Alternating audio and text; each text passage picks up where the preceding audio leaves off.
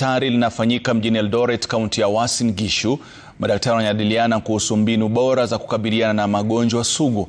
Vile watahamasishwa kuhusu ushuru kwa wale wanaofanya kazi za kibinafsi. John Wanyama anahudhuria kongamano hilo. Nataka niungane moja kwa moja tueleze mengi. John Wanyama, mwanzo tujengee taswira ya wale ambao wameweza kuja katika siku hii ya leo, na ni ajenda zipi ibuka mbali na kusudio la kongamano hilo ambao zimepewa kipaumbele? Rashid, ni siku nzuri katika kaunti ya Uasin Gishu. Madaktari kutoka maeneo mbalimbali ya taifa hili la Kenya wamewasili katika mji huu wa Eldoret. Tayari kongamano hili limeng'oa nanga na tumeweza kuona viongozi kama gavana wa kaunti ya Uasin Gishu Jonathan B pia ameweza kuwasili kuja tu hapa pia kuhudhuria kongamano hili. Madaktari wamefika hapa Rashid, kwa kuzungumzia masuala kadha wa kadha, yakiwemo masuala ya magonjwa ambayo yameanza kuibuka na ni vipi watashughulikia masuala kama hayo, magonjwa kama hayo kuwatibu wa Kenya, na ni vipi pia wataanza kushughulikia swala hili la shift ikiwa sawa na mada ambayo uko nayo pale studioni hapo baadaye. Ninao viongozi ambao wameandaa kongamano hili. Daktari, kwa manufaa ya mtazamaji tu, uanze kwa majina yako. Umuhimu wa kongamano hili ni nini? So I'm Dr. Roslyn Ngugi, and I am a physician and endocrinologist from the Kenya Association of Physicians. So it's a professional society that is involved in training and ensuring all the physicians in this country contribute towards a better healthcare of the country.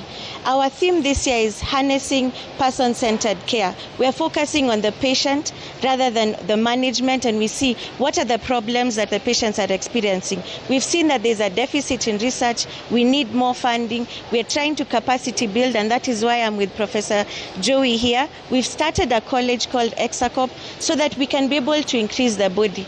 Before this, we've been having physicians only in the major towns. That's Mombasa, Nairobi, Kisumu. So the problem is, if you want a specialist, you have to travel quite a long distance. What we are doing is, why don't we increase our capacity of physicians by taking them closer to the grassroots, identify the problem. We even have a representative from the Ministry of Health coming to talk to us about shift. What are the implications when we change from NHF to shift, and how are we going to ensure that this program is rolled out very well so that all our patients with chronic illnesses will be incorporated into all the various programs so that we improve the better care. We found from our conference up until now that there's a very big gap between the time the patient presents and the management. So we are trying to close this gap, and that is why we have Professor Joey here, who is ensuring that we can be able to build the capacity by forming the Eastern, Central and Southern African College of Physicians. And I'll allow Professor Joey to tell us a little bit about the conference. Kabla tuende kwa Prof, pengine kuna uhaba ama upungufu wa madaktari wa physicians katika taifa hili? Ni wangapi ambao tuko nao? Ni wangapi ambao tunafaa kuwa nao?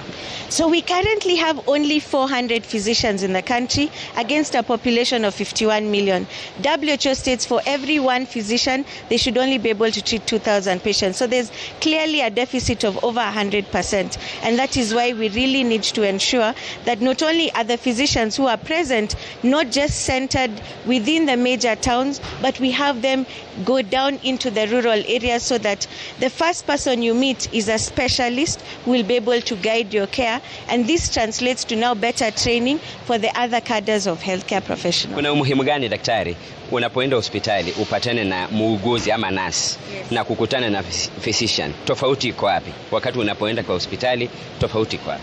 So the first contact you'll have is the nurse who will identify the problem, but the nurse is not able to escalate and treat the chronic complications. What we found from this current conference is that patients are presenting late because we are also not educating them. Come early, come for screening. We catch your chronic kidney disease early so that your first stop shouldn't be that you end up with a specialist doing dialysis. I can give you treatment that can keep you off dialysis and transplant for up to 10 years. So that increases the productivity and ensures your economy. Actually, the community that is maintaining the economy is in very good health. So we catch them. Na mtazamaji, bila shaka tunaomba radhi kwa hilo. Tutakuwa tunaendelea mengi zaidi baadaye tukizungumza na John Wanyama akiwa maeneo ya Uasin Gishu. Lakini tukisonga mbele na baadhi ya vidokezo ni kwamba matayarisho ya ujenzi wa bandari ya Usenge